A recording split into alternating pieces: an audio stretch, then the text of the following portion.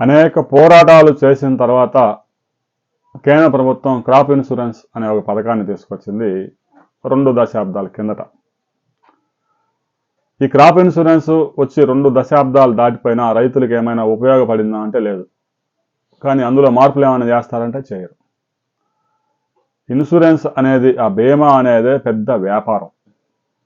అందులో ఎలాంటి అనుమానం లేదు. వాళ్ళు మనిషికి చేసినా, కారు చేసినా, బండి చేసినా, ఇంటికి చేసినా, మరేదైనా ఆస్తి చేసినా, పంటలకు చేసినా బీమా కంపెనీ వాడు ఎక్కడి నుంచి తీసుకొచ్చి ఇస్తాడు? ఎవరైతే బీమా ప్రీమియం కట్టారో వాళ్ళ దగ్గర నుంచి ఒక 10,000 కోట్లు వసూలు చేసి అందులో వాడి ఖర్చులన్నీ లాభాలన్నీ తీసేసుకొని ఒక 3,000 కోట్లు ఇసురుతాడు. ఇంకదే ఇన్సూరెన్స్. ఇన్సూరెన్స్ అంటే వాడేం జేబులోని తీసుకొచ్చి ఎవడికి ఈడు. పెద్ద ఎత్తున పంటల ఇన్సూరెన్స్ని అనేక కంపెనీలు కేంద్ర రాష్ట్ర ప్రభుత్వాల నుంచి, రైతుల నుంచి దోపిడీ చేస్తున్నాయి. గడిచిన 20 సంవత్సరాల్లో 12 లక్షల కోట్ల రూపాయలు రైతుల నుంచి, రాష్ట్ర ప్రభుత్వాల నుంచి, కేంద్ర ప్రభుత్వాల నుంచి ఇన్సూరెన్స్ కంపెనీలు గుంజేశాయి. 12 లక్షల కోట్లు. రైతులకు చెల్లించిందంత 2 లక్షల కోట్ల రూపాయలు మాత్రమే. ఆ ఇన్సూరెన్స్ కంపెనీలు అనేక కొర్రీలు పెడతాయి. రాష్ట్రం అంతా కరువు వచ్చిపోయినా కూడా వాళ్ళకి మాత్రం ఆ కరువు కనపడదు.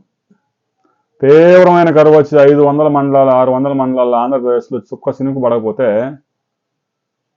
అయినా పంటల బీమా రాదు. మండలం యూనిట్ అంటాడు.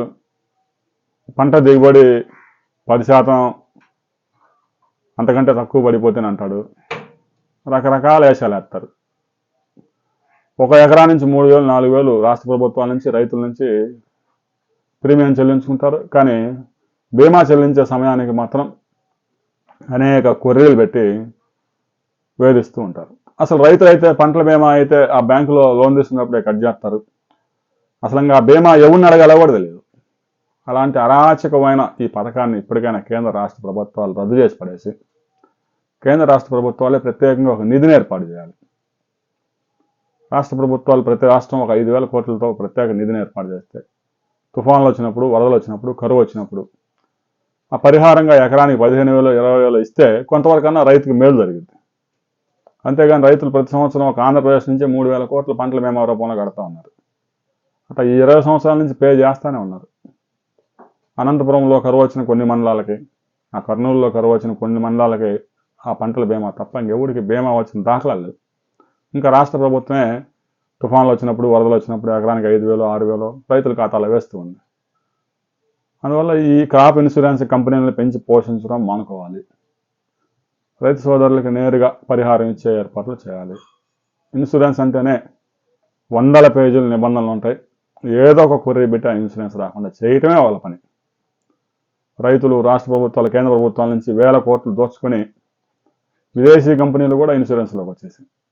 మరి అలాంటి కంపెనీలు రైతులకు మేలు చేయాలనే ఆలోచన వాళ్ళకి ఎందుకు ఉంటుంది? వాళ్ళ లాభాలు, వాళ్ళ ఉద్యోగుల జీతాలు, వాళ్ళ మెయింటెనెన్స్, ఈ వ్యవహారం తప్ప రైతులు పంట పోయింది ఇవ్వాలన్న యాంగిల్ ఉండదు వాళ్ళకి. అందువల్ల కేంద్ర రాష్ట్ర ప్రభుత్వాలు ఆ పంటల బీమాని ఇప్పటికైనా ఎత్తిపడేసి కేంద్ర రాష్ట్ర ప్రభుత్వాలే ప్రత్యేకంగా ఒక ఫండ్ ఏర్పాటు చేసుకొని పంటలు పోయినప్పుడు ప్రతి రైతుకి ఎకరాకి 15,000, 20,000 ఇస్తే నేరుగా ఖాతాలో వేస్తే కొంత ప్రయోజనం దక్కుతుంది. పంటల బీమా మీద మీ అభిప్రాయాలు కూడా తెలియజేయండి. గడిచిన 20 సంవత్సరాలుగా అసలు మీకు పంటల బీమా వచ్చిందా అనే విషయాన్ని కూడా కామెంట్ చేయండి. వీడియో నచ్చితే లైక్ చేయండి, షేర్ చేయండి, సబ్స్క్రైబ్ చేసుకోండి.